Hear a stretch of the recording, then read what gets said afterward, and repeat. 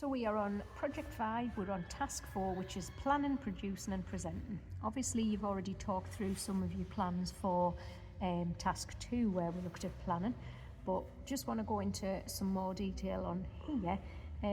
Were there any things that you planned that you maybe haven't addressed already in the Task 2 for any of the ways you worked with other groups, how you programmed the desk, how you operated in auditions, anything like that? A lot of my planning just came from sitting in and watching the performances. For the X-Dips, we did a run through where I was programming at the same time as the performance, which isn't always ideal, but I feel like it gives me a good grasp of what's happening on stage and how it can correspond to certain moods that the lights can set. Yeah. So what did you get from that process? What did that allow you to do? Properly visualize what would look good in certain scenes, such as like for certain parts of vocalists speaking out on mics, I realized, I need more face as the dance is all right, but once someone stands there speaking, it's hard to tell whether you should focus on them or the dancers. Giving them face light shows that they are front and center and they are the people that should be drawing the attention of the audience. Okay. And was there anything that kind of 11th hour approach restricted you from doing that you think, I wish I'd had longer because I could have done this? So like what would I change?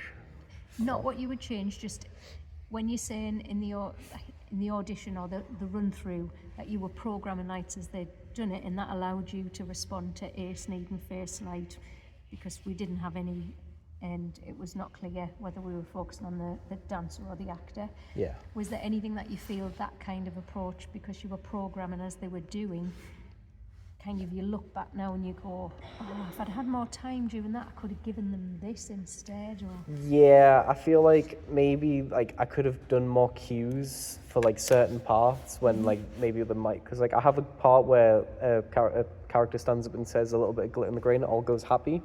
I wish I had more time to properly listen to more moments where I could have added more effects like that. so would it have been beneficial for you to have a copy of the scripted sections Yeah, and the lyrics maybe? possibly. Right. Yeah, for the extra performance. All right. And during the audition, how did you feel you did? Because I know we've got this as present your work for audition, not as a performance aspect, but you're presenting your work as a production specialist for audition. How did you feel that went for you? I think it went rather well. I got back some feedback about certain people needing more light for certain parts of the extra performance. And I realized, due to feedback, for the level 3's performance, the Peter Pan play, that it was very ping-pongy with constant blackouts where it would be one line, we go straight to a blackout. Right. I realized it'd probably be better to have half the stage lit and the other half in a freeze frame blackout, so the characters could properly like speak their line, swap to the other side, speak their one line on that side, go back to the other one without the constant blackouts in and off stage. So how was that communicated? Or did you in fact communicate it? I communicated the idea to one of the level 3's and they brought it up when they were writing the script. They decided that that's what they were going to do and they wrote it in for the lighting cues. All right.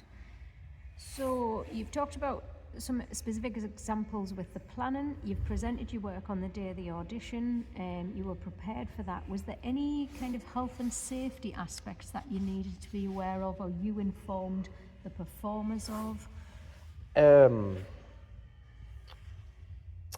The only one I can think of right now was a case of the blackouts and being careful of the piano, as we believe the piano is going to be in stage left. Just obviously not to like stub your toe or walk into the piano during blackout. Okay. All right. And then feedback that you were given, I mean, you've mentioned there a couple of points. Was there anything else that you felt feedback-wise you were able to take on board or you needed to take on board? For Jasmine's piece initially, they wanted it just more like minimal and more like just simple colours with a couple of flashes. Okay. Which is, I didn't do that at the time as I didn't get a plan, so I just made it up. Right. All right. And did that approach work? What, the making it up? Like improvise as I go?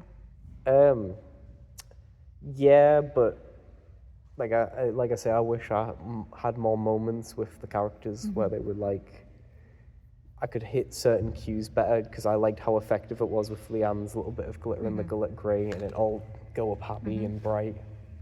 Okay. And is that kind of approach, like obviously you'll have people who plan, you'll have people who come in and go, I need this, that and that.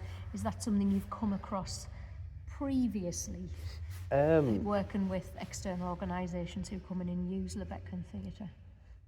Yeah, most of them don't hand me a plan. It's a case of I just make it up as I go along, or they'll come to me the next night after the dressing tech and say, hey, could we have this changed and this changed? But yeah. And how does that feel when they do that? Good, because it gives me a better idea of what the client wants. Okay. So you've been able to talk through your feedback there, you've responded in ways that will further support your development and the development of the pieces, and you've logged the feedback through this audio recording. So that's task 4 complete.